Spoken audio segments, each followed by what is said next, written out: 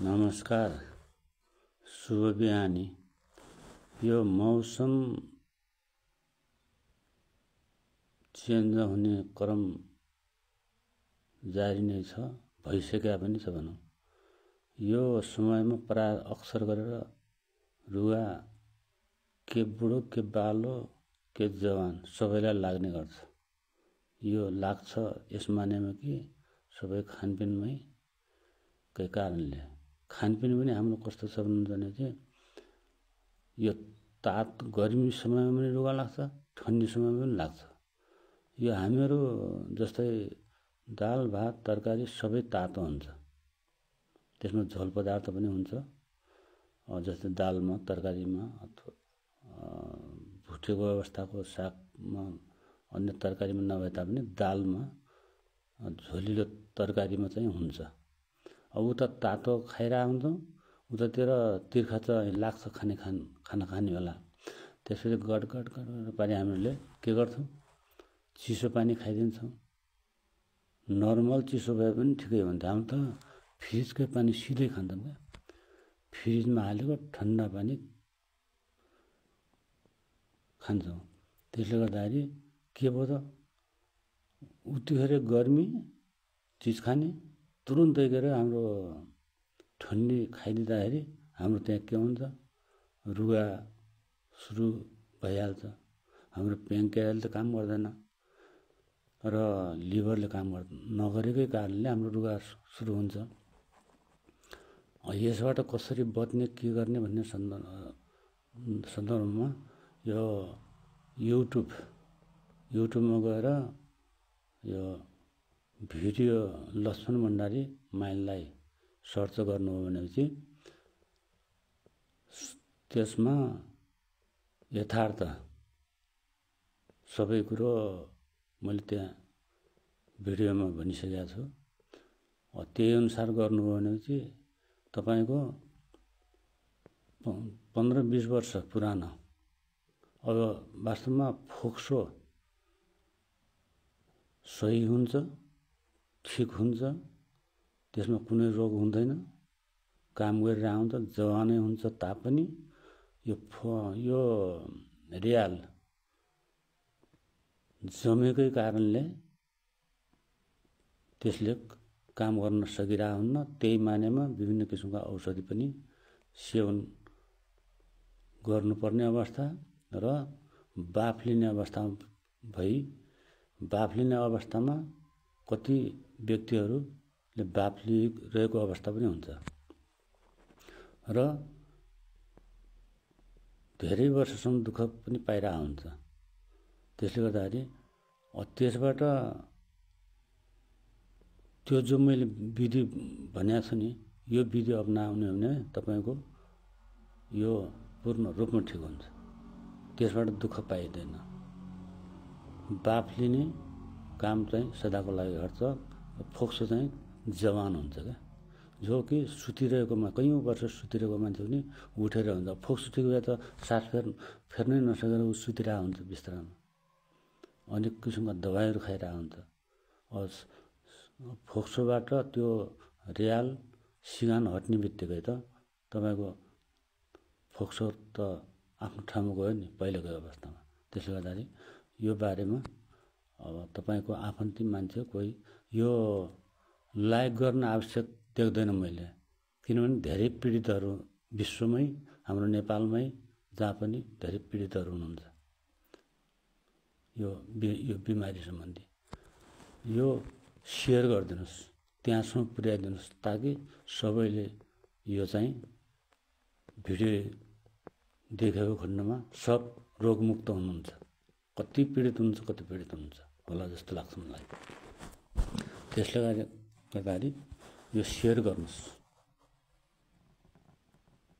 त्यसैमा तपाईँको भलो हुनेछ। किनभने तपाईँले कसैलाई सेयर गर्नु भने त्यो व्यक्तिलाई त फाइदा हुन्छ नि, तपाईँको गुणगान गाउँछ उसले। त्यसले गर्दाखेरि यो त भयो। र अर्को एउटा यो हात खुट्टामा यो कटको आवाज क्या, जस्तै उठ्दा बढ्दा सिडी चढ्दा हिँड्दा घुम्दा कटको आवाज आउँछ। के कारणले आउँछ होला त?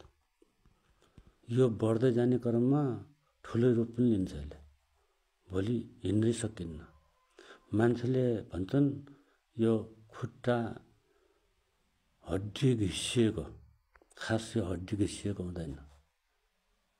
जस्तै हामीले यो खाना हामीले उतिखेर तातो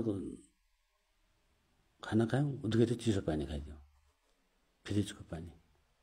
यसले गर्दाखेरि र्याल उत्पन्न हुन्छ। त्यो र्याल हाम्रो पुरै शरीरमा, शिरदेखि पैतुलासम्म पुरै शरीरमा जान्छ। गइसक्यो भने त्यो जहाँ बस्छ, जुनसुकै शरीरको अङ्गमा बस्छ, जस्तै घुँडा, त्यसपछि इडीमा भयो, जहाँ जहाँ जोर्नी हुन्छ नि त्यति गएर बढिदिन्छ। अनि त्यहाँ बढिदिँदाखेरि त्यो एक दिनको रुगा खोकीले हुँदैन। त्यो कैयौँ पटक पटक रुगा लाग्छ नि, त्यो कर्मवश त्यो पुरा पत्थरको रूपमा लिन्छ, पत्थर जस्तो भइदिन्छ क्या। त्यो ब्यालेन्स मिल्दैन त्यहाँ। अब हाम्रो यो हड्डीको ब्यालेन्स र ठ्याक्कै त्यसमा जमेर बढिदिन्छ क्या। अनि त्यसमा करक करकको आवाज आउनुको कारण त्यही हो। त्यो आवाज आउनुको साथसाथै त्यसमा अन्य र्यालहरू पनि भएको हुनाले त्यो दुखाट सुरु हुन्छ। कसैको सुन्निन्छ पनि, सुन्निनु पनि स्वाभाविकै हो। किनभनेदेखि त्यो जब र्याल गएर त्यहाँ बढिदिन्छ अनि त्यहाँ मांसपेशीमा पनि असर गर्छ, नसाहरू हुन्छन्, नसामा असर गर्छ। नसाबाट रगत सञ्चालन, वायु सञ्चालन हुन सक्दैन। दुख्नको कारण त्यही हो, सुन्निनुको कारण त्यही हो। र हाम्रो यो कार्टिलेज भन्छ, जो हाम्रो चिप्लोपना हुन्छ नि, त्यो बाहिर भित्रको बाहिर जाने, बाहिरबाट आएको जो पुरानो हुन्छ नि, पुरानो त्यो र्याल कार्टिलेज, त्यो चाहिँ भित्रको बाहिर आउनुपर्ने, तर त्यो के भयो त बिचमा ब्लक भइदिन्छ। र्यालले त्यो ब्लक गरिदिन्छ। ब्लक गरिदिएपछि त्यो जान पाउँदैन, नगएपछि सुन्निनुको कारण त्यही हो। घुँडा कुइना सुन्निनुको कारण त्यही हो। र तपाईँले यसबाट बच्ने कसरी त? यो एलोभेरा बजारमा किन्न पाउँछ। सकभर आज राम्रो गाउँघरमा हुन्छ नि एलोभेरा, त्यसलाई काटेर चोप आउँछ नि, चोप, त्यसको र्याल लगाउने गर्नुहोस्। कटकटको आवाज पनि ठिक गर्छ त्यसले। अलिकति लामो समयसम्म लाउनु पर्यो। र यो मुला मात्रै होइन कि, मुला प्लस साग पनि त्यो माथिको हुन्छ नि पातलाई त्यो मिक्सरमा मसिनो गरी पिस्ने। अब आधा कप अथवा 1 गिलास अथवा आधा गिलास रस बनाउने, त्यसमा काक्ती, एउटा काक्तीको रस राख्ने, त्यसलाई लगभग 20-25 मिनटै समय लगाएर खाने।